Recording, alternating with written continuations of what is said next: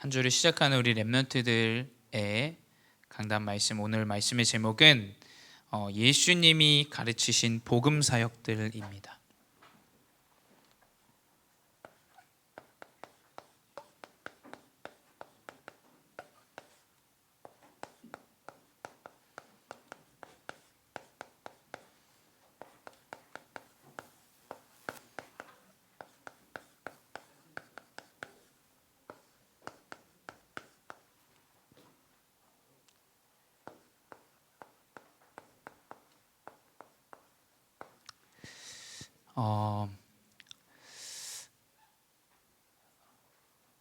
이 교회에 또 우리 렘넌트들이 이렇게 아침에 일찍 모이고 하는 것들이 쉬운 일은 아닐 거예요. 그렇죠? 또 여러분들이 아셔야 되는 게 뭐냐면 여기에 왜 우리가 모여서 예배하고 찬양하는지를 좀 알아야 됩니다. 또 우리 중직자분들, 또 우리 교사분들도 마찬가지죠. 우리 후대들이 왜 여기서 이 아침에 이렇게 일찍 모여서 하나님께 예배드리냐, 오늘 말씀을 통해서 여러분이 조금 언약을 붙잡으셔야 돼요. 예수님은 복음에 대해서 가르치셨어요. 우리 교사분들이 후대를 양육할 때 다른 거는 학교에서도 다 합니다. 그렇죠? 학교에서도 다 하고 학원에서도 하고 심지어 가정에서도 각자만의 문화 가운데 다 교육을 해요. 근데 왜 우리가 교회에서 교사로, 또 우리 렘넌트들은 왜 교회에 이렇게 모여서 말씀을 듣냐? 다른 게 없습니다. 우리 후대들에게 복음이 전달되어지는 것 말고는 다른 이유가 없다고 보여져요. 그렇죠? 어떻게 하면 우리가 이 복음을, 또 여러분들은 어떻게 하면 내가 그리스도를 깨닫고 누릴 수 있을까? 사실은 그 마음이 안 들 수도 있어요. 이 시기 때 든다는 건 사실 굉장히 은혜를 입은 친구죠. 내가 어떻게 하면 그리스도를 누릴까? 이렇게 잘 안 되어질 거예요. 목사님도 그랬었고. 근데 예수님이 제자들을 계속해서 복음을 사역하셨어요. 복음을. 그렇죠? 그래서 복음이 뭔지를 알아야 되고, 또 복음이 무엇이고 그것이 진정으로 누려지는 것이 무엇인지를 우리 렘넌트 시기 때 깨닫는 것이 중요합니다. 그건 사람의 교육으로는 불가능하다고 보여져요. 목사님은, 하나님은 분명히 성경에 기록된 대로 말씀대로 치유하시고 말씀대로 그리스도를 깨닫게 하시게 돼 있습니다. 그래서 여러분이 이 그리스도를 깨닫는 걸 사단은 너무나 싫어해요. 사단은 그리스도 안에 있는 이 행복한 인생을 누리는 것을 너무너무 싫어합니다. 이 사단 또한 천사였고 예수님 이 하나님께 이제 쫓겨나죠, 천국에서. 그러므로 이제 그때부터 이제 이 땅에서 세상 신으로 이제 살아가는데, 이 사단은 시작부터 거짓을 가지고 인간을 지옥의 백성으로 계속 끌고 갔어요. 창세기 3장 1절에서 5절에 보게 되면 하나님이 이 땅의 모든 생물을 다스리고 모든 축복을 다 주셨어요. 근데 한 가지 약속을 하셨죠. 선악을 알게 하는 나무의 열매는 너희가 먹지 말고 만지지도 말라. 그것을 먹는 날에는 반드시 죽으리라 라는 언약을 주셨어요. 말씀을 주셨는데 사단은 계속 그 말씀 반대로 얘기해요. 그렇죠? 뭐라고 얘기하냐? 그것을 먹는 날에는 너희 눈이 밝아진다. 너희 눈이 밝아져서 하나님과 같이 되어 선악을 알 줄 안다. 하나님의 언약과 반대되어지는 것은 사단을 계속 그 거짓말을 가지고 속입니다. 명심하셔야 돼요. 사자는 시작부터 거짓을 가지고 인간을 속이고 멸망하고 계속 하나님과 멀어지게 해요. 하나님을 떠나게 한다는 거예요. 마찬가지입니다. 지금 이 시대도 많은 육신에 좋은 것들이 많이 있어요. 목사님도 보면 참 세상에 가볼 곳도 많고 볼 것도 많고, 요즘 뭐 가을이라 축제도 많이 하잖아요. 근데 가끔 그런 생각은 해요. 목사님도 사람인지라, 내가 목회자 아니었으면 토요일 날 밤에도 같이 막 놀러 가보고 여러 군데 가보고 놀러도 해보겠다라는 생각이 들어요. 근데 우리가 알아야 되는 건 뭐냐? 사단은 하나님을 계속해서 거짓을 가지고 떠나게 한다라는 거예요. 떠나게. 두 번째, 고린도후서 11장 14절에 뭐라고 기록되어 있냐? 사탄도 자기를 광명의 천사로 가장한다 라 그랬어요. 광명의 천사.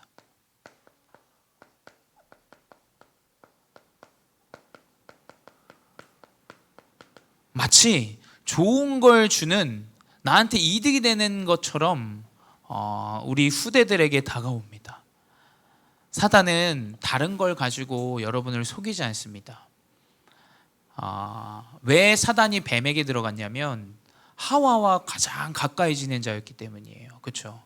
그래서 뱀에게 들어가서 이 하와를 속이기 너무 좋았기 때문이에요. 사단은 다른 것으로 여러분을 속이지 않아요. 가장 여러분이 가까이에 있는 것, 여러분이 가장 소중히 하는 것, 그게 무슨 물건이 될 수도 있고요, 친구가 될 수도 있고요, 가족이 될 수도 있고요, 사람이 될 수도 있고, 어떠한 형상이 되어질 수도 있고, 장소가 되어질 수도 있어요.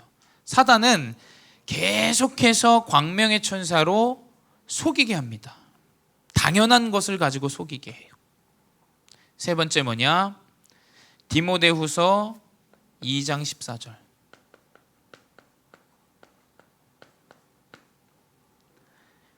너는 그들로 이 일을 기억하게 하여 말다툼을 하지 말라고 하나님 앞에서 엄히 명하라.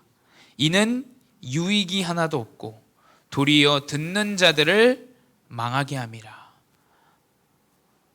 사람은 이 말을 통해서 사실은 대부분 여러 가지 문제가 오죠. 이 말에 영향받을 필요 없습니다. 우리가 이 말 때문에 다투고 싸울 필요 없어요. 이 말 때문에 우리가 화내고 뭐 그것 때문에 상처받고 할 필요가 없습니다. 왜냐? 하나님의 언약이 아니기 때문이에요. 사람의 말은 말다툼을 하게 하고 유익이 하나도 없고 도리어 듣는 자들을 망하게 한다라고 했어요. 그래서 뭐냐? 이것을 알아야 돼요. 사단은 계속해서 이 복음을 깨닫지 못하게 해요. 복음을 깨닫지 못하고 온통 보여지는 거, 온통 육신의 것들, 온통 자리와 그 위치와 먼저냐 나중이냐 이 육신적인 것들로 완전히 무너지게 합니다. 그래서 명심하셔야 돼요. 우리 렘넌트들이 이번 한 주 딱 여러분 현장에 살아가면서, 그래, 사단은 자꾸 속인다. 나를 속이는 존재다. 내 생각과 마음을 속인다. 그래서 이 복음을 딱 깨달으시기 바라요. 그래서 예수님은 제자들에게 이 복음을 가르치셨어요. 그래서 중요한 거예요. 이 예배 자리가 왜 중요하냐?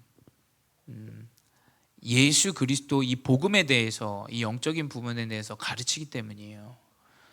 그래서 여러분의 교사분들이 왜 중요하냐? 이 그리스도를 전달해 주기 때문이에요. 그렇죠? 그래서 여러분이 이 복음을 가르치신 이 그리스도의 언약을 오늘 좀 보도록 하겠습니다. 첫 번째, 포도원의 품꾼을 비유하셨어요.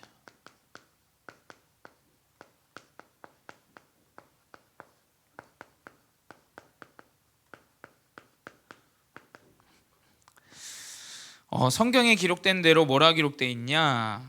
마태복음 20장 1절에 보게 되면 천국은 마치 품꾼을 얻어 포도원에 들어가 보내려고 이른 아침에 나간 집 주인과 같다라고 돼 있어요.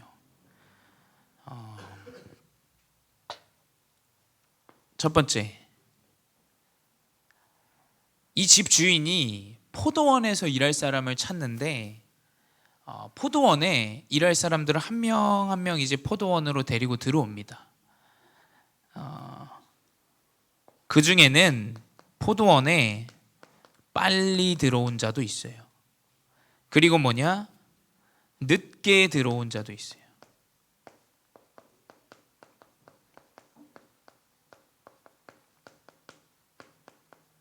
이 포도원을 가진 주인이 거리를 다니면서 포도원에서 일할 사람을 찾아요. 근데 제3시에 품꾼을 만나요. 너 일할 곳이 없니? 그러면은 우리 포도원에서 일해볼래? 해서 나의 포도원으로 데리고 와서 일을 시킵니다. 약속하죠. 내가 너에게 1데나리온을 주겠다.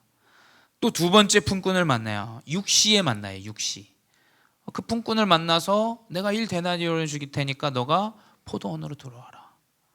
그래서 그곳에서 네가 일을 해라. 또 9시, 또 11시. 이렇게 품꾼들을 계속해서 빨리 만나기도 하고 늦게 만나기도 합니다. 근데 이상하죠. 그 주인이 이 품꾼들에게 삭을 동일하게 줘요.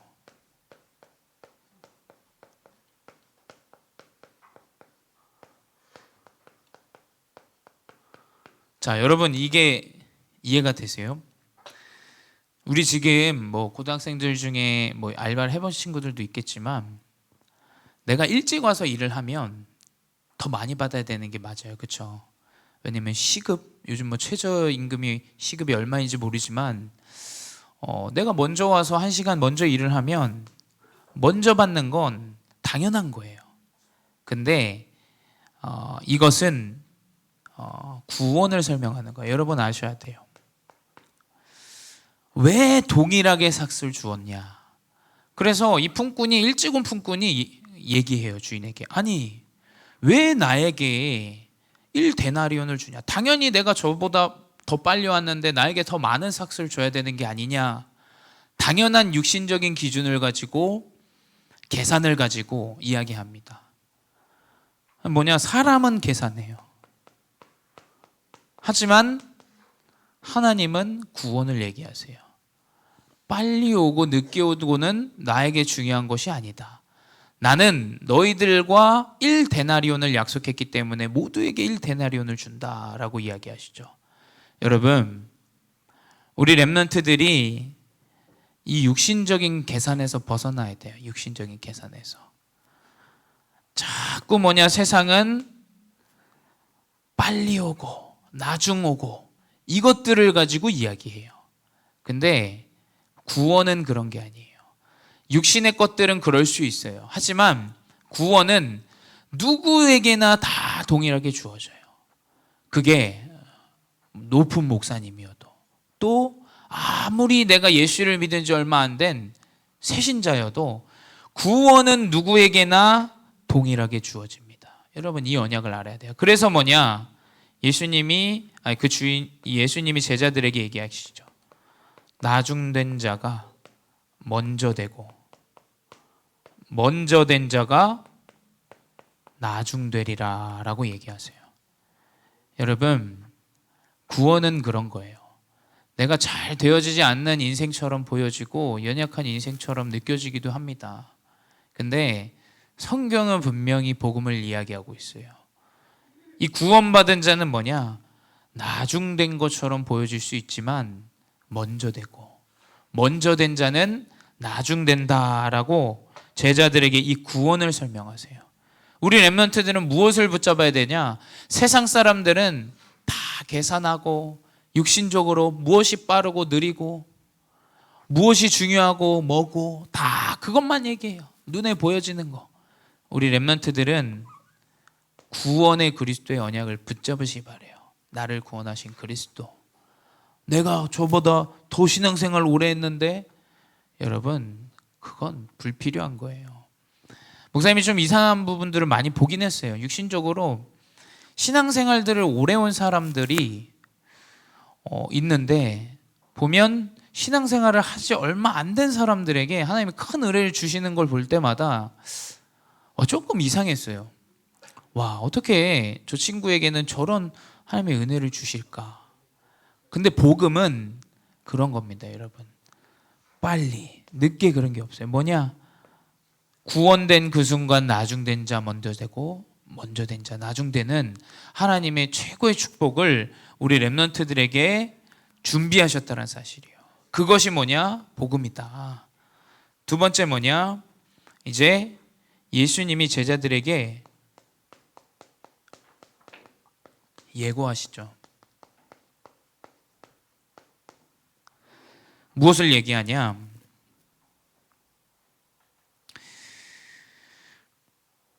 대제사장들과 서긴관들에게 내가 붙잡힐 것을 이 제자들에게 얘기하십니다.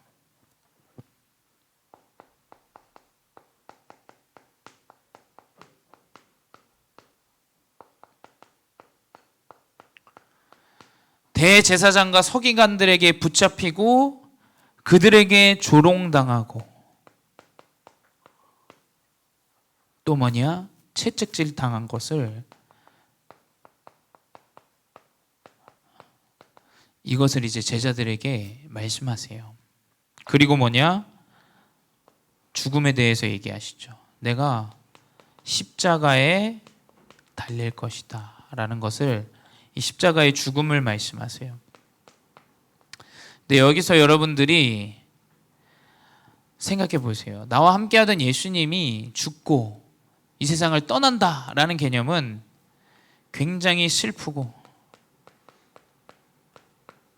아픔처럼 여겨집니다. 근데 예수님은 제자들에게 부활을 말씀하세요. 부활을.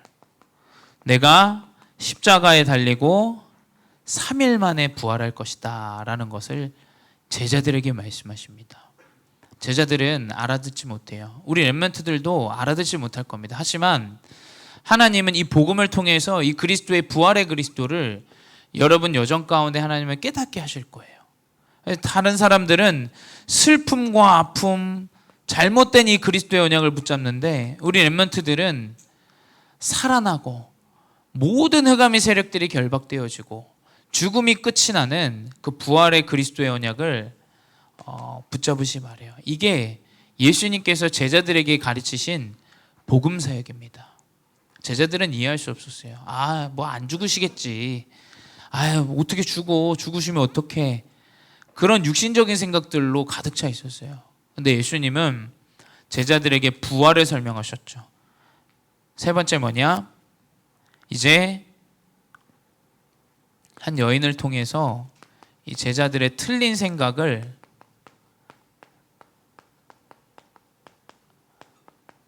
바꾸시게 됩니다. 제자들과 함께 가는데 한 여인이 이제 세베대의 한 여인이 이제 자기 자녀를 둘을 데리고 이제 예수님께 찾아옵니다. 예수님께 찾아와서 이 여인이 두 아들을 천국에 이르셨을 때 예수님의 좌편에 또 우편에 이 두 아들들을 꼭 앉게 해달라고 이제 이야기하죠. 여러분, 이런 수준에서 좀 벗어나야 돼요. 왜 지금 말씀이 계속 이런 육신적인 기준들에 뭐 빠르고 늦고 먼저 되고 나중되고 온통 사람들의 관심은 여기뿐이에요. 여기뿐. 예수님의 죽고 그 좌우편에 우리의 아들들을 그 좌우편에 앉게 해달라고 이야기해요. 그때 예수님이 뭐라고 말씀하시냐? 네가 지금 네 스스로가 무슨 말을 하는지 모른다라고 말씀하세요. 그러면서 뭐냐? 내가 마시는 잔을 니들이 마실 수 있겠느냐라고 그 엄마에게 다시 묻습니다. 그 좌우편에 앉는 것은 내가 하는 것이 아니라 하나님이 정하시고 하나님이 세우신 자들이 앉게 되리라 라고 이야기해요. 그러니까 사람들은 그 자리를 자꾸 좋아합니다. 그렇죠? 높은 자리에 앉으면 좋아요. 그렇죠? 뭐 정치인들 자리 굉장히 좋습니다. 왜냐? 일단 돈도 많이 벌고 뭐 법도 제정하고 그곳에서 영향력 있게 행사할 수 있죠. 근데 여러분 우리 렘넌트들은 이 중심에서 벗어나야 해요. 그걸 보고 제자들 또한 분이 여기더라. 이걸 보고 분하게 여기는 거예요.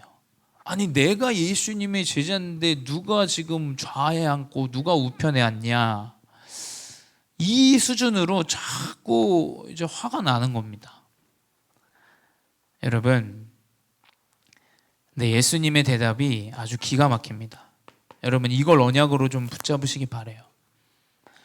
뭐라고 말씀하시냐? 26절에 크고자 하는 자는 섬기는 자가 되고 라고 하셨어요. 이상하죠? 크려고 하는 자, 이 자는 섬기는 자가 된대요. 두 번째 뭐냐? 으뜸이 되고자 하는 자는 너희의 종이 되어야 하리라 라고 하셨어요. 으뜸은 종이 된다고 하셨어요. 이상하죠? 세 번째 뭐냐?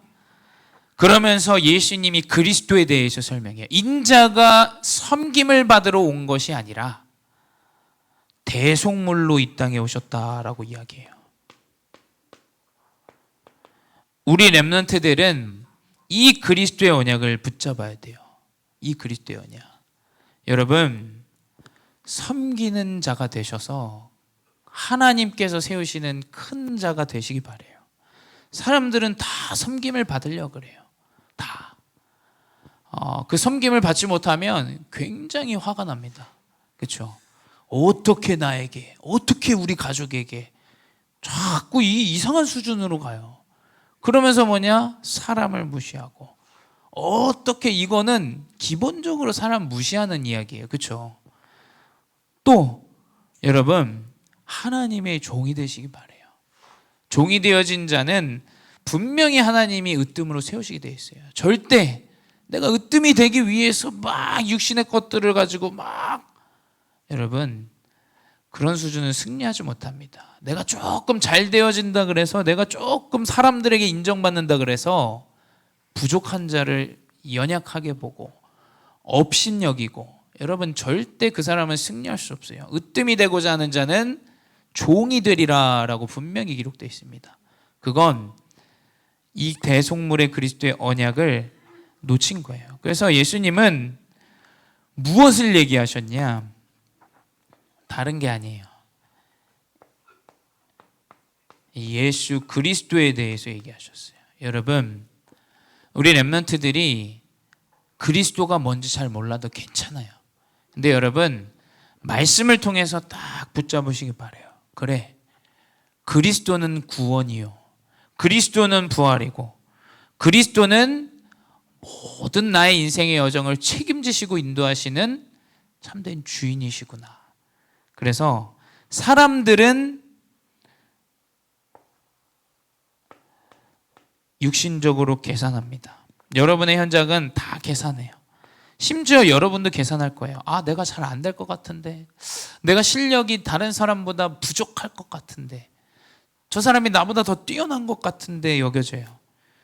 이 육신적인 슬픔, 또 혹은 계산, 또 혹은 육신적인 감정에 붙잡혀서 완전히 무너지거나, 혹은 뭐냐? 그 육신의 자리 때문에 그리스도를 놓치는 자가 아니라 그리스도 때문에 모든 구원과 부활과 심지어 여러분의 미래 여정까지도 하나님께 인도받는 참된 제자들 되시기 바랍니다. 그래서 그리스도는 부활이요 구원이요 우리의 미래인 줄 믿고 여러분 이 언약 가운데 이번 한 주 승리하시기 바랍니다. 기도하겠습니다. 사랑의 하나님 감사합니다. 우리 렘넌트들이 그리스도의 언약을 놓치지 않게 하시고 그리스도가 구원이요 부활이요 모든 미래의 응답이 된다는 사실을 잊지 않고 예수님께서 가르치신 그리스도의 언약을 붙잡는 한 주 되게 하여 주시옵소서. 그리하여 그리스도의 제자 되게 하시고 하나님께 응답받는 참된 제자로 인도하여 주시옵소서. 지금도 살아계신 주 예수 그리스도의 이름으로 기도드렸사옵나이다. 아멘.